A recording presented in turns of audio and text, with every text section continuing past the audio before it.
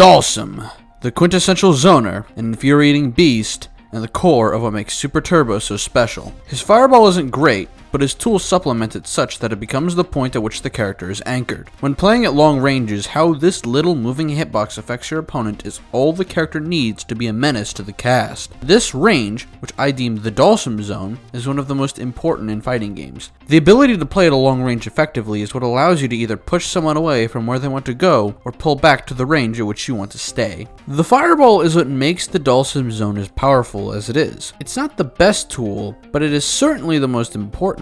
It's what controls space, what affects the opponent, what allows you to play a meaningful long-range game. The space that a fireball controls is space that can always be potentially controlled by the user. This denies the opponent from many options in that space and often forces them to do something punishable. Even when the fireball isn't actively on screen, the fact that you can throw it forces the enemy player to consider it in their approach. The long-range game is often decided by who is able to play around the fireball best. Being the one who throws it gives you the advantage of controlling when the fireball actually must be played around. Though the fireball is not without weakness. It puts you in quite a lot of lag and only controls a static part of the stage. This means someone with knowledge of the matchup can hit you if you're being predictable with it. Another weakness is that the fireball's usefulness is drastically decreased by the existence of another fireball. When two players are able to zone effectively with a fireball, that often forces some kind of mid-range interaction, since neither player will be able to outright force the other to approach without a life lead. The last real weakness of the fireball is that there are many things that will outright win against it. This can be invulnerability to a fireball, avoidance of it, or even something like armor. Though at times these answers are often specific to the fireball and tool used to defeat it. This is where the fireball isn't the only thing you have to zone.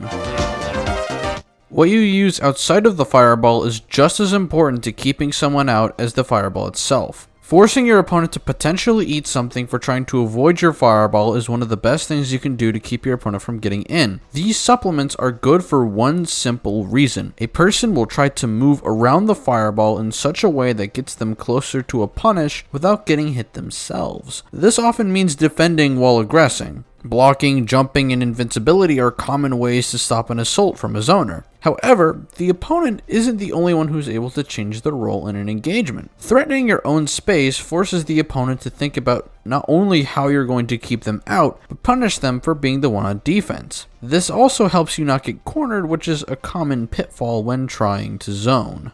Of course, if you're certain your opponent is going to approach or defend in a certain way, then it only makes sense to punish that specific thing. Though this is not always so simple. When your opponent is in the Dhalsim Zone, this is their chance to figure out your reactions and condition you just as you are able to do so to them. Even if the opponent has no fireball, their ability to influence you is just the same. The only difference is that they are being forced to do so. A simple bulldog, or walking forward then blocking, can send you quite a few messages. Obviously they're trying to get in, and given time they might. More importantly though, they're trying to study your ranges. This applies to all attempts to get in. The opponent is trying to figure out the ways in which you're keeping them away, and you need to be prepared for that. Don't fireball in the same place twice. We all know this. Learn what to use in order to zone in a particular space against a particular player. Though sometimes playing strictly on defense is a flawed plan.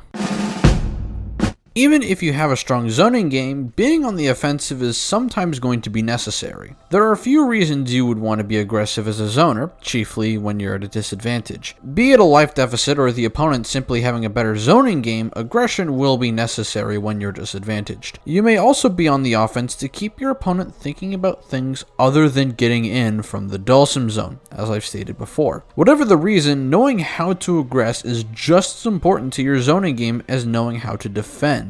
The first thing to note on offense is that you normally don't need to push it very far. In fact, it is often unadvisable that you do so if you aren't confident in the risk-reward. However, the little nudges you give to your opponent serve a purpose. They give your opponent a new signal to keep track of. When they get comfortable with you just moving forward, or whatever option you choose to do so with, they'll eventually be influenced based on that alone. Your opponent isn't reacting to the option you choose, they're reacting to what you do before that point and predicting the option that happens afterward.